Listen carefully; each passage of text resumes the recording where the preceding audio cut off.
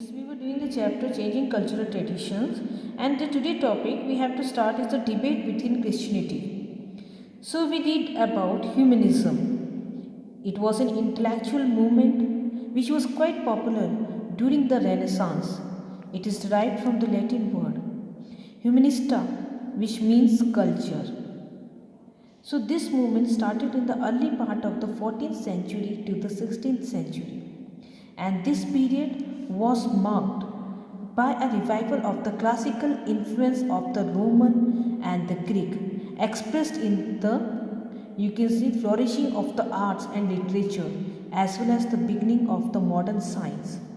So, revival of the classical influence of the Roman and the Greek is to recover, then to interpret and assimilate the language, the literature, and learning and the values of this ancient civilization or ancient culture of Rome and Greek. Focus on humanity and human potential in the arts rather than religion. So these humanist ideas they attracted many scholars in the University of Northern Europe like the Italian colleagues.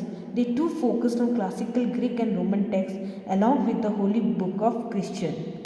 But when we talk about in Italy, humanist movements it dominated by the professional scholars.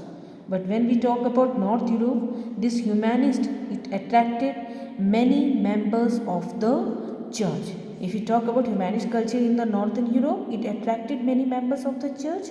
So you can see they called on Christians to practice religion in the way that laid down in the ancient text of the religion, discarding the unnecessary rituals, okay, which they condemned on as later addition to a simple religion. So there was radically a new view of human being.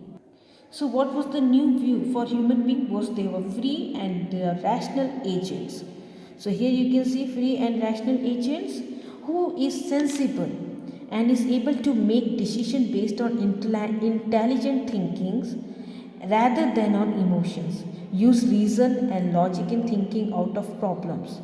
So later philosophers were to return to this over and over again, inspired by the belief in a distant God, okay, who created a man but allowed him complete freedom to live his life freely in pursuit of happiness and present means freely pursue joys and life in a way they make you happy. So Christian humanists like Thomas More and you can see in England and Erasmus in Holland, they felt that the church had become an institution marked by greed, extortion of money at will from ordinary people. So how if we talk about the extortion of money, you can see here that it is of self-indulgence, self-indulgence. So Thomas More and Erasmus they criticize the function, the way the church functioned. Okay, and the very important one of the favorite method of the clergy was to sell indulgence or indulgence in self pity. Okay, you can see self indulgence where you can see they reduce the amount of punishment one has to undergo for sin or immoral act considered that is considered against the divine law. So the practice of the selling indulgence, a monetary payment of penalty which supposes which they have to which solved one of the past sin. So Christian came to realize from printed translation of the Bible in local languages that the religion did not permit this type of practices. Even the church, okay, they imposed taxes. Here we read about the tithe, that is the 1/10 part of the annual production as a tax for the support of church and the clergy. So now the peasants began to rebel against the taxes imposed by the church. While common folk resented, get angry with the extortion of churchmen, Prince found that their interference in the work start irritating. Okay, so they were pleased when the humanists pointed out that the clergy claimed to judicial and fiscal power originated from the document called the Donation of Constantine. So students, we read about the Constantine. So this donation of Constantine, it is issued by Constantine, the first Christian Roman emperor who made Christian his official religion. So donation of Constantine is an imperial decree of Constantine that transferred the authority over Rome and the western part of the Roman Empire to the Pope. Here you can see Pope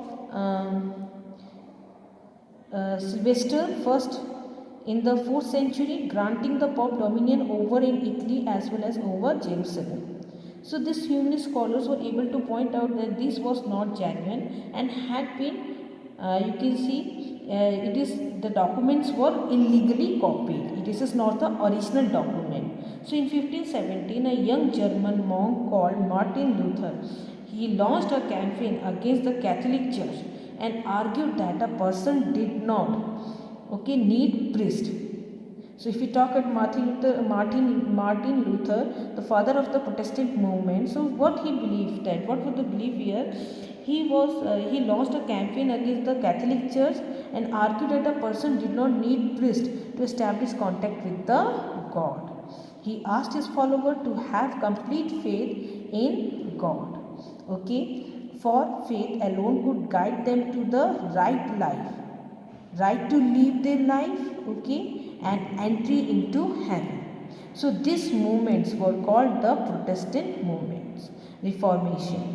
In brief, the Protestant Reformation, a religious movement of the 16th century that began as an attempt to reform the Roman Catholic Church and resulted in the creation of Protestant churches.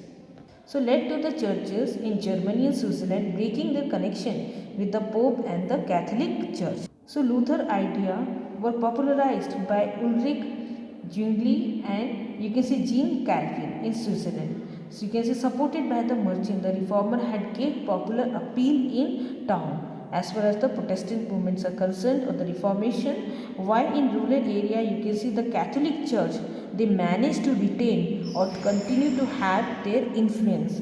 So other you can see German scholars or you can see other German reformers like the Anabaptists, were even more radical, more vulnerable to protect the social condition. They blended the idea of salvation. Here, sin and its consequences believed by these Christians to be brought about by faith. So with the end of all form of social expression oppression. So they said that since God has created us, all the people as equal, so they were not expected to pay any taxes and had the right to choose their priest. This appealed to peasants oppressed by the feudalism. So here comes a paragraph you can see here.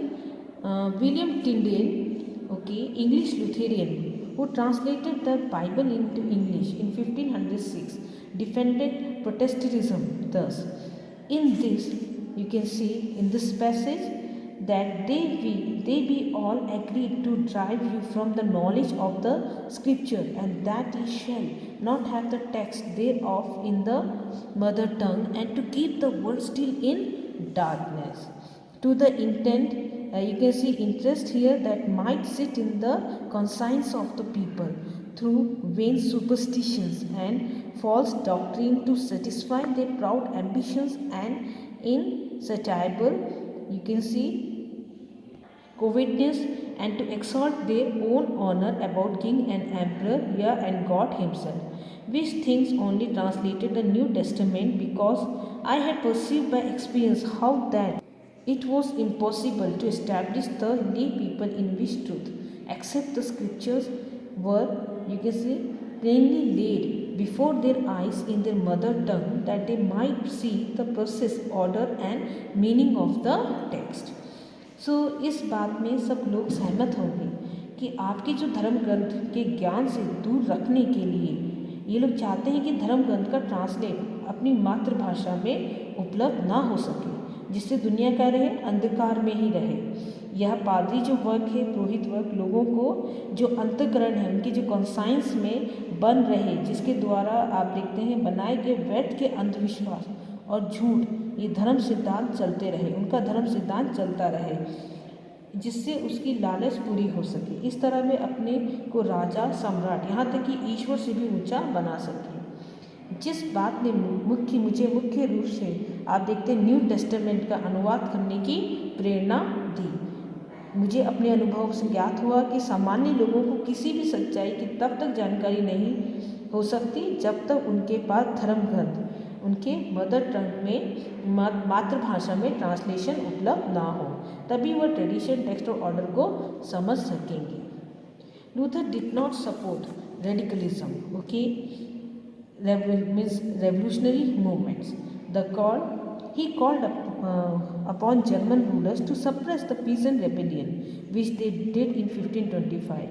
But radicalism here survived and merged with the resistance of Protestant in France, okay, who you can say mistreated by the Catholic rulers.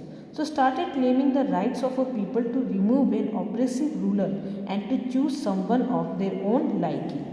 So you can see in France, as in many other parts of Europe, the Catholic Church, they allowed Protestants to worship as they choose. So in England, the ruler ended the connection with the Pope. You can see Queen was then onward the head of the church. So Catholic Church, now they began to reform itself from within. So in Spain and Italy, you can see churchmen, they emphasize the need for a simple life and the service to the poor. And then in Spain, Ignatius Loyola, okay, in an attempt to take action against, started taking an attempt to take action against the Protestant, set up the Society of Jesus in 1540, and his followers were called Jesuit, okay, whose mission was to serve the poor, and you can see, and to widen their knowledge of the other countries. So when we talk about this movement, counter reformation, it was called Catholic Reformation in the history of Christianity. The effort it directed in the 16th and the early 17th century, both against the Protestant Reformation and toward internal renewal.